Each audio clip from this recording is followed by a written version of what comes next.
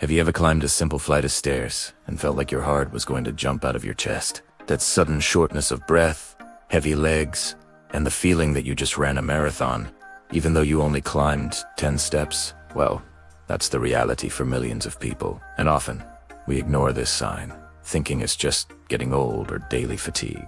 But what if I told you that this discomfort hides the secret to protecting your heart? What if the cure for this shortness of breath was exactly in the step you avoid? Today, I'm going to show you how 50 steps can change your biology. Hello, welcome to Health Today.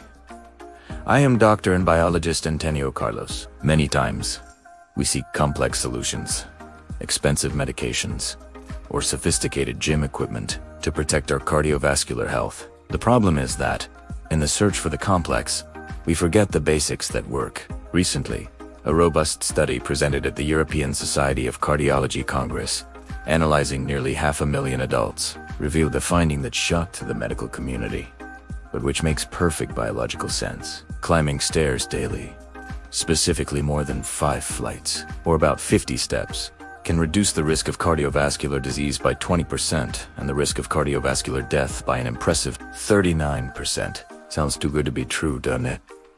But it's not magic. It's the body responding to a powerful natural stimulus. Today, we'll delve into the physiology behind this simple habit. I'll explain what happens to your arteries, your muscles, and your metabolism when you decide to swap the elevator for the stairs. And stick with me until the end, because I'll teach you how to incorporate this without destroying your knees. The heart is a hydraulic pump. First, let's talk about the engine of our body. The heart. The fundamental issue is this. Our heart is a muscle, and like any muscle, if it's not challenged, it weakens. When you walk on level ground, it's an excellent exercise, without a doubt. But when you climb stairs, you're fighting against gravity. You're lifting your own body weight vertically. This demands an immediate and vigorous response from your cardiovascular system. In physiological terms, climbing stairs is classified as intermittent, vigorous physical activity. What does that mean? It means that in a few seconds, your heart rate raises rapidly to supply the oxygen demand of the large leg muscles. This improves what we call cardiorespiratory capacity, or obo-dosamiacs. Think of your circulatory system as the plumbing in a house. If the water blood always flows slowly, residue begins to accumulate on the pipe walls. This is atherosclerosis, the buildup of fat and inflammation in the arteries. When you climb stairs regularly, you increase the flow and pressure in a healthy and controlled way, helping to keep these pipes clean and flexible. The study I mentioned showed exactly that. A 20% reduction in the risk of having these arteries clogged. It's a natural cleaning, done by the vigorous blood flow itself. Beyond the heart, muscles and metabolism. Now, let's expand our vision. The benefit doesn't stop at the chest. Something transformative happens from the waist down, especially for women over 45 or 50.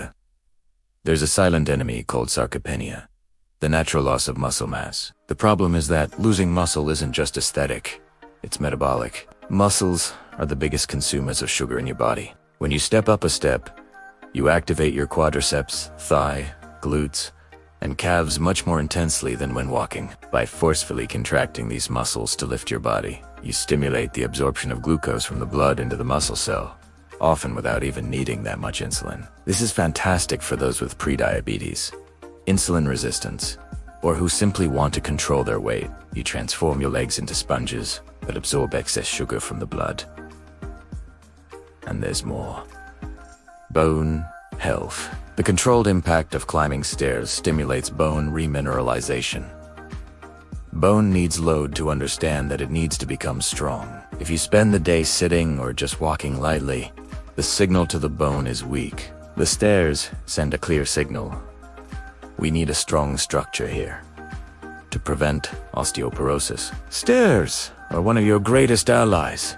The 50-step protocol. Now, you must be thinking, Dr. Antonio Carlos, do I need to climb the Empire State Building every day? No. Here's the trick. Science points to a magic number for accessibility. About 50 steps a day. This is equivalent, on average, to 5 flights of stairs. And what if I told you that you don't need to climb them all at once? The beauty of this method is that it's cumulative. You can climb 10 steps in the morning when you arrive at work, 20 steps at lunchtime, and another 20 when you arrive home. The effect on your metabolism happens with each sprint of climbing. For someone who is completely sedentary, starting with 50 steps straight can be exhausting. Start with one flight. Listen to your body. The following week, add one more. Remember, it's not about speed, it's about consistency. You're not competing in the Olympics. You're training for longevity. If you get out of breath, stop, breathe. That initial shortness of breath will decrease. In 2 or 3 weeks, you'll notice that the flight that used to leave you breathless is now easy. That's your heart becoming more efficient. It's physical proof of your improvement, essential care and knees.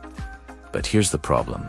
Many people avoid stairs because of their knees, and that's a valid concern. If you already have a diagnosed injury, severe osteoarthritis, or acute pain, talk to your orthopedist first. However, for most people, the fear of pain leads to a sedentary lifestyle, which weakens the muscles, which generates more pain. It's a vicious cycle. Climbing stairs, when done correctly, strengthens the muscles that protect the knee. A golden tip. For those with knee sensitivity, going up is generally safer than going down. The impact of going down is much greater. If possible, climb the stairs to gain cardiovascular and muscular benefits, and take the elevator down to protect the joint. Another point. Use the handrail. It's not cheating. The handrail helps distribute weight and ensures balance, especially if you feel slightly dizzy from the effort. Wear appropriate, sturdy shoes. Don't try this at home, in slippers or slippery socks. Safety first. The truth is that our bodies were designed for movement, not for the eternal comfort of chairs and elevators. Climbing stairs is a free, democratic, and extremely effective way to tell your body that you want to live longer and better. You don't need an expensive gym. The world is your gym. One step at a time, you build a stronger heart, more resilient legs, and a more agile metabolism. You have nothing to lose and can gain so much. Leave your comment below telling us. Do you avoid stairs or face the challenge? Do you feel short of breath when you climb them? What caught your attention most in what I shared today? I'm eager to read about your experience. And a final request. If you know someone who is struggling with a sedentary lifestyle, who says they don't have time for exercise, it could be a friend, a family member. Your parents share this content. A simple gesture can transform the daily life of someone you love and, who knows, save a heart. A big hug. Take good care of yourself. And until the next video.